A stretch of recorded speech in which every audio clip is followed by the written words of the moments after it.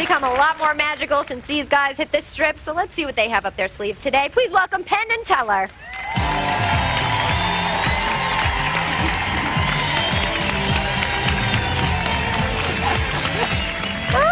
How you doing? We've traveled kind of all over the world seeing magic in different countries. And there's one trick that's universal. Everybody does it in every country. It's the cups and balls. And in India, they do it with these handcrafted brass cups that are beautiful little cork balls that are all flocked. And in China, it was with hand-carved wooden cups and wooden balls, all beautiful craftsmanship.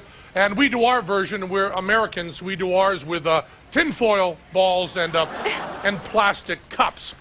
But the trick is kind of exactly the same everywhere. I'm sure you've seen it a zillion times. You got 3 cups, 3 balls. You take a ball, you place it in your hand, you vanish it, and it appears underneath the cup. And it just keeps kind of going like that. You take the ball, place it in your hand, vanish it, and it appears underneath the cup. Gosh.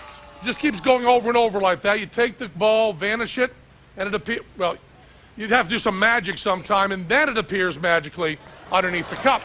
Now, it just keeps going like this over and over again. You take the center ball, place it underneath the center cup, take the 2 side balls, put them away, and all 3 balls appear underneath the center cup. Now, this is not magic. This is juggling. And then there's a giant ball underneath the center cup. There's 1 more under either side. And because we're Americans at the end, there's a potato! It's a potato! It's a real potato! It's a real potato! Now, that's the American version of the cups and balls. Now, we got in a lot of trouble at the Magic Castle because of our personal version of the cups and balls, which breaks a few of the rules of magic, pretty much all the rules of magic. The first rule of magic is you never do the same trick twice, so we're going to do the exact same trick again. Second rule of magic is you never tell people how the trick is being done, so I'll be telling you precisely how the trick is being done. The third rule of magic is you never let the audience see your secret preparation. The audience cannot know what starts out in which pocket. And the fourth rule of magic is unwritten, but every magician in the world seems to agree with this, that you never, ever do the cups and balls with clear plastic cups. So here's the version of the cups and balls that got us thrown out of the Magic Castle. You take the first ball, pretend to place it in your hand. Have you already snuck it underneath the first cup? Take the second ball, simultaneously scrape beneath the cup, put it in your hand, and show it. Take the third and final ball, pretend to place it in your hand, pretend to show it underneath the cup, pretend to place it in the cup, then secretly secrete it and reveal it. Now we're all set for the second half. There's 3 cups all loaded, 3 balls on top. To the center ball, place it in the center cup. Each of the side balls, really put them away. We don't need them. We have 3 duplicates at the center ball. Now this is not juggling. This is misdirection. By looking over here, Teller sneaks the final ball under. There's 1 more under either side. And of course, for the finish, the damn potato! It's a potato! A real potato! That's good. Wow! And that's where So good, guys! Bravo, bravo! Hi, you guys. That was very impressive. That was very good. impressive. How are you doing? Thanks. So, for the average Joe on the street who's going to try and do this, You're going to have what to do you have some think? sort of video replay equipment, I think. Okay. You have to see it a couple times to That's practice. really good. Okay. Does this microphone look like they've strapped like a potato to a mattress? Yeah. Yeah.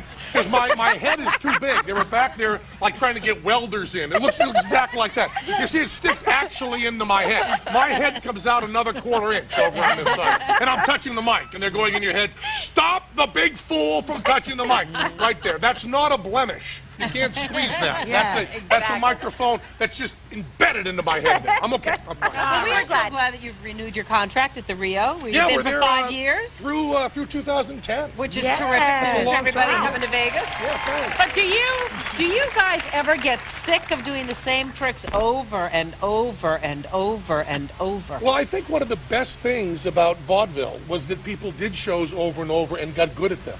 You know, nowadays you tend not to get a chance to work on things a lot. But having said that, although there's a couple things we just keep doing in the show, like the bullet catch and stuff like that people know us for, where we shoot bullets in each other's faces and catch them in their teeth. The kids love it. Do not try that at all. And but we change stuff all the time. We actually do more changing here in Vegas than we did on Broadway. We put in really? about 4 or 5 new bits a year, I guess, and Keep it rotate fresh. also really old stuff. So we have about 6.5, 7 hours of material that we pick an hour and a half from each night. Wow. It's always a different show. Listen, I have to pick about the best piece of material that I've seen, the best magic trick I've seen you do.